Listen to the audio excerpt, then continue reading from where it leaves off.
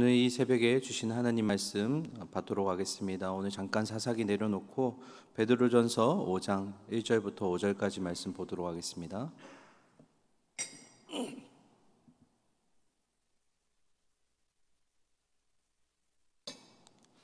신약 성경 381면에 있습니다. 베드로전서 5장 1절부터 5절까지입니다. 겸손과 순종 첫 번째 시간 함께 말씀 나누도록 하겠습니다. 1절부터 교독하겠습니다. 너희 중 장로들에게 권하노니 나는 함께 장로된 자요 그리스도의 고난의 종이요 나타날 영광에 참여할 자니라. 너희 중에 있는 하나님의 양무리를 치되 억지로 하지 말고 하나님의 뜻을 따라 자원함으로 하며 더러운 이득을 위하여 하지 말고 기꺼이 하며 맡은 자들에게 주장하는 자세를 하지 말고 양무리의 본이 되라. 그리하면 목자장이 나타나실 때에 시들지 아니하는 영광의 간을 얻으리라. 5절입니다. 젊은 자들아 이와 같이 장로들에게 순종하고 다 서로 겸손으로 허리를 동이라. 하나님은 교만한 자를 대적하시되 겸손한 자들에게는 은혜를 주시니라. 아멘. 오늘 새로운 아침에도 주님의 은혜가 충만하기를 소망합니다. 우리가 베드로전서 잠깐 예전에 하다가 내려놨었는데요. 오늘과 그리고 다음 주 월요일에 특별히 겸손과 순종에 대해서 우리가 함께 말씀을 나눌 텐데요. 베드로전서 5장은 좀 구조가 또 독특합니다. 새벽 시간이라 조금 어렵지만 제가 잠깐 이 5장에 대해서 설명해 드리고 1절부터 4절까지 사실은 지난번에 했습니다. 그렇지만 우리가 기억을 더듬으면서 복습하고 나머지 5절 함께 보도록 하겠습니다. 먼저 구조를 보시면 5장 1절부터 11절까지는 고난이 닥쳐올 때 교회가 어떻게 반응할 것인가, 무엇이 찾아올 때요? 고난이 찾아올 때 어떻게 교회가 반응할 것인가. 특별히 1절부터 5절까지 보시면 두 부류가 나옵니다. 첫 번째는 교회 지도자들이 나오고요. 두 번째는 젊은이들이 나옵니다. 그리고 5절 중반절부터 시작되는 가운데는 모든 성도에게 주시는 하나님의 말씀 그렇게 나오고요. 특별히 우리가 지난번에 살펴보았을 때 두 부류 중에 장로들이라고 되어 있는데 여러분 장로들을 오늘날의 개념으로 해석하면 안 된다고 말씀드렸습니다. 그래서 이 장로들은 바로 교회의 지도자들을 통칭해서 쓰는 말이었습니다. 그래서 1절부터 4절까지는 교회의 지도자들에게 주는 권면이었고요. 그리고 5절 상반절에서는 젊은이들에게 주는 권면이었습니다. 그리고 5절 중반절부터 시작되는 교회 모든 성도에게 주시는 권면에 대해서 우리가 오늘 살펴볼 텐데요. 겸손하라는 주제로 계속 이어져 갑니다. 그리고 나머지 다음 주 월요일에 보실 6절부터 11절까지는 이 부모 되시는 하나님과 자녀 사이의 관계에서도 역시 우리에게 겸손을 요구하는 베드로의 모습을 볼 수가 있습니다. 자, 그러면 우리 지난번 내용 잠깐 복습할 텐데요. 이 본문은 저에게도 굉장히 중요하다고 말씀드렸습니다. 왜냐하면 제가 목회를 시작할 때 주신 하나님의 말씀이었기 때문입니다.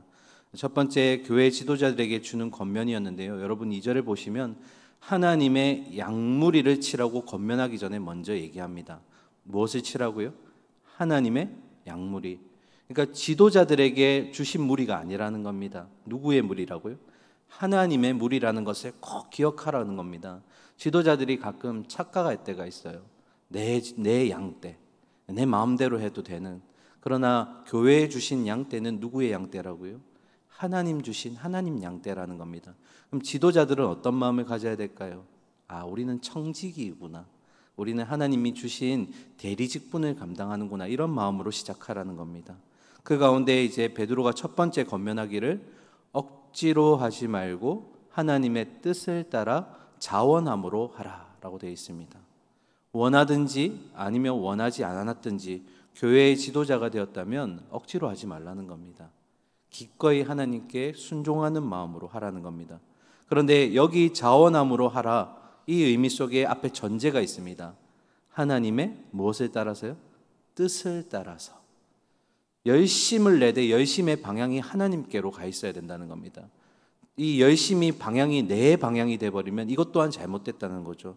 그래서 지도자들은 늘 하나님께 물어야 됩니다.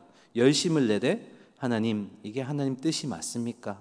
하나님이 뜻에 따라가는 게 맞습니까? 늘 뭐 하는 겁니까? 시작하기 전에 묻고 과정 중에 묻고 끝나고 나서 또 묻고, 지도자들은 늘 하나님과 뭐 하는 겁니까? 서로 교제하면서 하나님의 뜻을 구하며 그렇게 열심을 내라는 겁니다. 그리고 두 번째, 더러운 이득을 위하여 하지 말고 기꺼이 하라. 이 더러운 이득, 물질을 얘기하죠.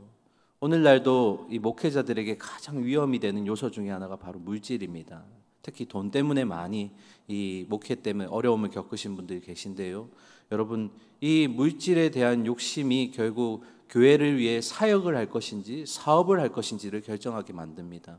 지도자들은 당연히 물질에 대한 욕심 내려놓고 하나님께서 채워주실 것을 믿으면서 나아가야 됩니다. 그런데 여기서 말하는 기꺼이 하라는 것은 원의미대로 얘기하면 열심을 내라는 겁니다. 그러니까 여기 이 문장은 물질을 위해서 열심을 내는 것이 아니라 주어진 양떼를 위해서 열심을 내라, 힘을 내라는 것입니다.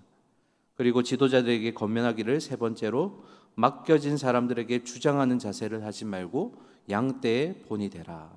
여러분, 교회의 지도자들의 리더십은 목소리가 크다고 해서, 아니면 뭔가 대단한 일을 맡았다고 해서 그 리더십이 생기는 게 아닙니다. 예수 그리스도를 본받기 위해서 정말 애쓰고 그 모습이 성도들에게 비춰질 때 그 모습이 바로 리더의 힘이 되고 리더십이 되는 겁니다. 그런데 자꾸 이 수직적인 관계나 특히 한국 교회에 보면 그런 모습들이 참 많이 보이죠. 저도 목회자지만 리더십은 어디에서 나온다고요? 얼마나 리더로서 예수를 닮기를 원하고 그런 모습을 성도들에게 보여주고 있는가가 성도들이 따라오는 그런 리더십이 된다라는 겁니다. 우리도 여기 계신 분들 대부분 리더인 줄 압니다. 우리가 예수님을 본받을 때 우리를 통해서 또 다른 이웃들과 성도들이 우리를 통해 예수를 바라보는 줄 믿습니다. 그러니까 그런 리더십은 억지로 만드는 게 아니라 자연스럽게 내가 작은 예수로 살아갈 때 그때 하나님이 우리를 통해서 리더십을 베푸시는 줄 믿습니다. 그래서 우리의 유일한 기준은 누구라고요? 예수 그리스도. 다른 거 없습니다. 리더십은 어디에서 나온다고요? 예수 그리스도에게 본을 따라 살아갈 때, 그렇게 살아갈 때 하나님이 마지막 때에 우리에게 면류관을 주시면서 잘하였다, 충성된 종아 하고 면류관을 주신다라는 겁니다. 자, 오늘 이제 본문을 보실 텐데요. 이제 5절 상반절을 먼저 보도록 하겠습니다. 보시면 젊은 자들아 이와 같이 누구에게요? 장로들에게 순종하고. 자, 이와 같이는 내용이 연결된다는 거죠. 젊은 자들아 어떻게 해석하면 좋을까요? 앞에 장로들을 제가 어떻게 해석했죠? 지금 오늘날의 우리 장로님들을 얘기하는 것이 아니라 교회 지도자들을 통칭해서 썼습니다. 그렇다면 이 젊은이들은 장로님들을 교회 지도자들로 해석했을 경우에는 일반 성도들, 지도자가 아닌 사람들을 얘기할 수 있고요. 또 장로를 연장자로 해석했을 때는 젊은 사람들, 나이가 좀 어린 사람들을 얘기할 수 있습니다. 근데 참 독특하게도 당시의 헬라 문화권 속에는 젊은이 집단이라는 특정의 계층도 있었습니다. 뭐 여자 젊은이들, 남자 젊은이들. 그래서 이것을 굳이 이렇게 절대적인 개념으로 해석하기보다는 상대적인 개념으로 보았을 때 이 젊은이들은 교회 지도자나 연장자들과 구별되는 교회의 지도를 받고 있는 교인들 또는 젊은 사람들을 통칭해서 쓰는 말로 받으시기 바랍니다. 그래서 젊은 자들에게 주는 베드로의 권면은 한 가지입니다. 순종하라. 뭐라고요? 순종하라. 여기서 우리 한글 표현으로는 잘 안 나와 있는데요. 원어로 살펴보면 순종하라가 아닙니다. 순복하라라고 되어 있습니다. 조금 더 강한 개념이죠. 지도자들에게 순종하는 게 아니라 순복하라, 군사적인 개념을 사용하고 있습니다. 이 지도자들에게 그 역할을 맡기고 그리고 또 순복하는 것은 사실은 교회의 굉장히 중요한 기초 질서가 됩니다. 초대교회 당시에도 그런 그리스도의 복음을 전함으로 고난을 겪고 있는 성도들에게 베드로가 사실 순복하라는 의미는 좀 이 겉면은 조금 안 맞아 보일 수도 있겠지만 굉장히 중요합니다. 왜냐하면 교회에 어떤 어려움이나 위기가 있을 때 또는 내적인 문제가 생겼을 때 이 젊은 계층 그리고 또 지도자가 아닌 계층들은 뭔가 교회 안에 변화의 물결이 일어나기를 원할 때가 있다라는 겁니다. 뭔가 역동적인 반응을 통해서 바뀌기를 원하는데 답답한 마음도 생기고 좀 지도자들에 대한 불만도 생길 수 있고 그런 모습들이 지금 베드로가 말하는 모습입니다. 이 당시에 초대교회 시절 때 복음으로 인해서 모든 교회가 어려움을 겪고 있으니까 젊은 층들이 어떻게 하기를 원하는 거예요? 교회를 자꾸 바꾸고 싶은 겁니다. 뭔가 역동적으로 뭔가 하면 될 것 같은데 그럴 때 첫 번째로 베드로가 권면하는 것은 아니야. 지도자들에게 순복해야 돼. 순복해야 돼. 그 이유는 두 가지 때문입니다. 첫 번째로 앞에서 1절부터 4절까지 누구를 위한 권면이었죠? 지도자들을 향한 권면이었습니다. 그러니까 베드로는 지도자들이 양떼를 얼마나 사랑하고 섬기고 있는지를 너희가 알아야 돼. 그 마음을 알면 순복할 수 있어. 조금 답답하지만 그 지도자들이 양떼를 그렇게 사랑하기 때문에 바른 길로 이끌어 줄 거야 라는 그런 마음을 가지고 순복하라는 겁니다. 그래서 관련해서 히브리서 13장 17절을 보시면 이렇게 되어 있습니다. 너희를 인도하는 자들에게 순종하고 복종하라. 그들은 너희 영혼을 위하여 경성하기를 자신들이 청산할 자인 것 같이 하느니라. 그들로 하여금 즐거움으로 이것을 하게 하고 근심으로 하게 하지 말라. 그렇지 않으면 너희에게 유익이 없느니라. 너희를 인도하는 자에게 어떻게 하라고요? 순종하고 복종해라. 순복하라는 겁니다. 여기서 경성하기를이라는 단어, 좀 어려운 단어가 등장하는데요. 어떤 의미냐면 파수꾼들, 나쁜 사람들이 적이 침입할 때 파수꾼들이 늘 그 적의 경계태세를 유지하면서 지킨다라는 의미가 바로 경성하기를입니다. 그러니까 이 지도자들은 늘 너희를 위해서 항상 살피고 주의하는 자들이다. 그리고 자신들이 청산할 자 같이라는 것은 양들이 어떠한 죄를 지으면 그 잘못은 마치 누구 때문이라 생각하는 겁니까? 지도자들 때문이다 라고 생각하는 마음을 가진다는 겁니다. 그래서 너희가 지도자들에게 순복하고 순종해야 되는 이유는 이 지도자들이 늘 너희를 위해서 부단히 애쓰고 그리고 너희가 잘못했을 때 그것을 마치 우리의 잘못으로 받아들일 수 있는 자들이기 때문이다 라고 지금 베드로가 얘기하고 있는 겁니다. 그래서 베드로는 젊은이들에게 권면할 때 교회 지도자들을 향해서 신뢰하고 순복할 수 있어야 된다.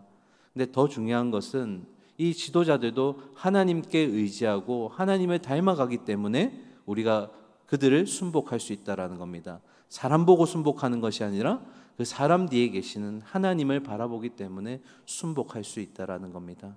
오늘 여기 계신 모든 분들도 우리가 리더로서 다른 사람들에게 또 권면을 받고 지도를 받으면서 동시에 우리도 또한 지도자들에게 또 이런 순복의 모습을 비추기를 소망합니다.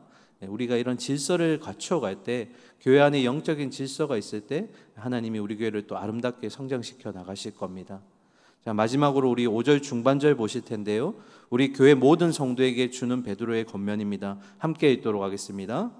다 서로 겸손으로 허리를 동이라. 하나님은 교만한 자를 대적하시되 겸손한 자들에게는 은혜를 주시니라. 아멘. 교회 성도들 사이에 가장 필요한 건 뭐라고요? 서로 겸손하라. 다 서로 겸손으로 뭘 하라고요? 허리를 동이라라고 얘기합니다. 여러분, 서로라는 단어가 굉장히 중요합니다.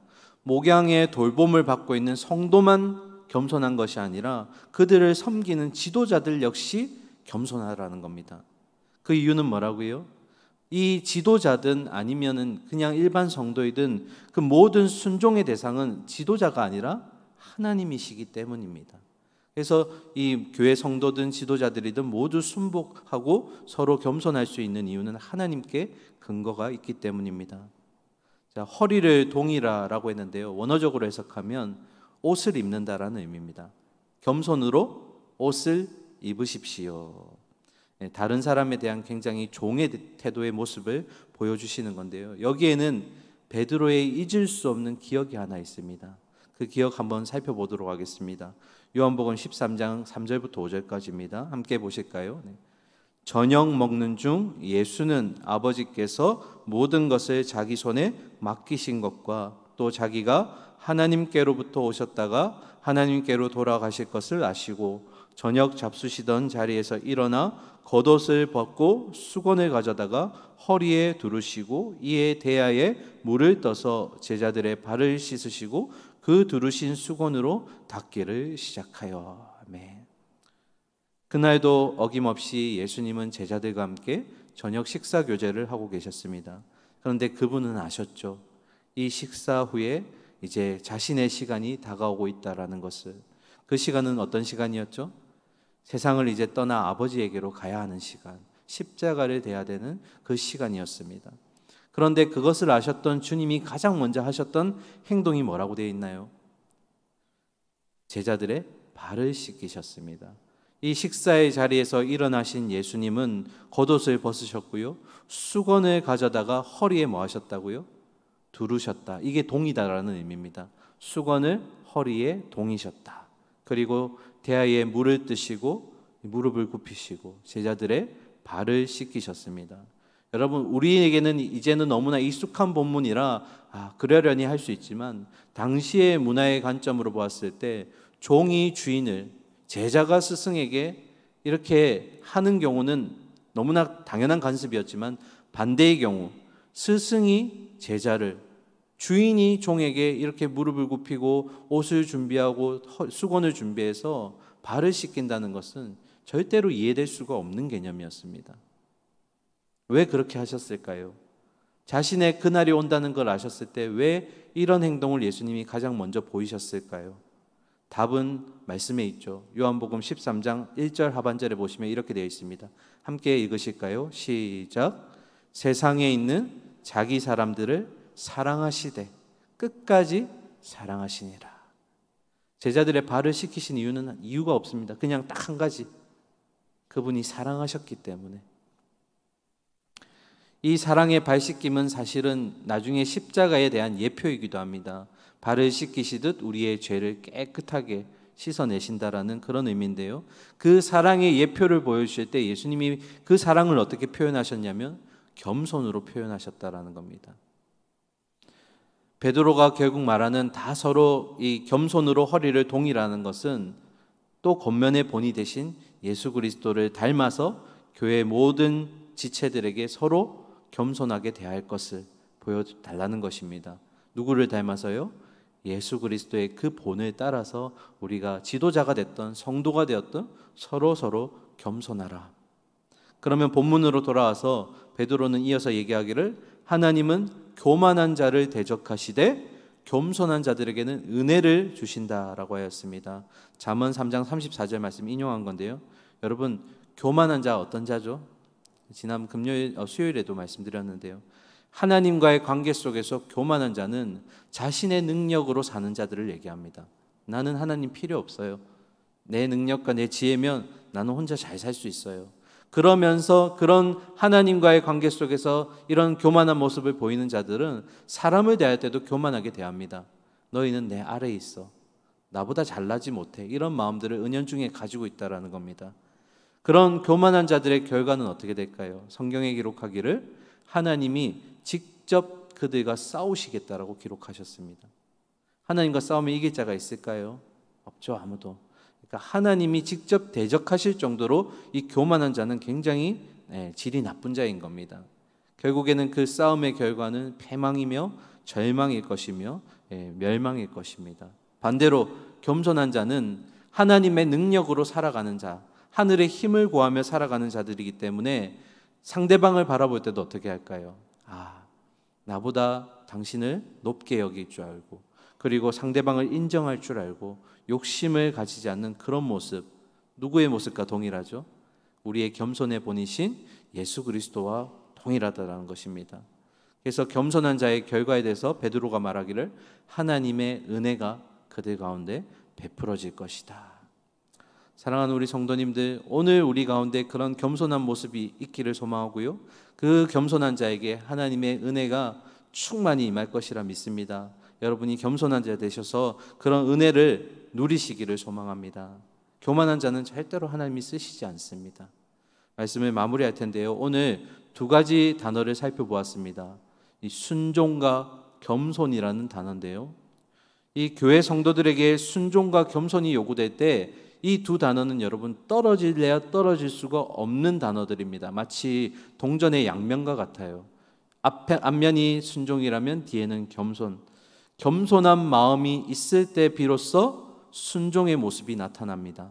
너무나 중요하니까 한 번 더 말씀드리겠습니다. 여러분 오늘 이 새벽에 꼭 기억하셔야 될 문장은 바로 이겁니다. 우리 안에 겸손한 마음이 있을 때 뭐가 나타난다고요? 순종의 모습이 나타납니다. 이런 말씀 들어보셨나요? 저 사람은 겸손한데 순종하지 않아. 반대로 저 사람은 겸손하지는 않은데 순종해. 이게 맞나요? 안 어울리죠. 겸손한 마음이 있을 때 뭐 한다고요? 그 겸손의 모습이 밖으로 비춰지는 모습이 순종의 모습이 된다라는 겁니다. 우리가 겸손의 낮은 자세로 성도들을 대할 때 그렇게 하나님이 세우신 성경적 질서에 순종하는 것이고 순복하는 것입니다. 오늘도 우리 각자에게 주신 삶의 자리에서 겸손과 순종의 모델이신 예수 그리스도의 본을 따라서 겸손한 자로서 삶을 살아내시고 그럼으로써 하나님의 은혜가 여러분 가운데 충만히 임하기를 소망하고 축원합니다. 함께 기도하겠습니다. 사랑과 공의 하나님 아버지, 우리가 교회에서 어떤 지도자로 있든 아니면 성도의 삶을 살아가든 하나님이 만들어 주신 기초 질서에 순종하는 마음으로 또 하나님이 주신 능력으로 살아가겠다라는 겸손의 모습으로 우리가 살아갈 때에 하나님의 무한한 은혜가 우리에게 베풀어 줌을 믿습니다. 나보다 남을 낮게 여길 수 있는 마음, 우리가 정말 예수 그리스도의 종으로서 그리스도의 본을 따라가는 삶을 살아낼 때 하나님이 우리를 축복하실 줄 믿습니다. 혹여나 우리의 마음 가운데 주님 없이도 살 수 있다라는 교만한 마음이 있거나 또 다른 사람을 나보다 낮게 여기고 낮추어서 보며 또 하나님 우리가 교만한 모습이 여전히 남아있다면 이 시간 내려놓게 하시고 지우게 하여 주시고 오직 우리 안에는 겸손한 모습만 남게 하여 주시옵소서. 예수 그리스도의 본을 따라서 오늘도 우리에게 주어진 삶의 자리에서 작은 예수로 살아가게 하시고 또 아름다운 향기를 우리의 삶의 자리에서 흘려보낼 수 있도록 주여 함께 하여 주시옵소서. 예수 그리스도 이름으로 기도드립니다. 아멘.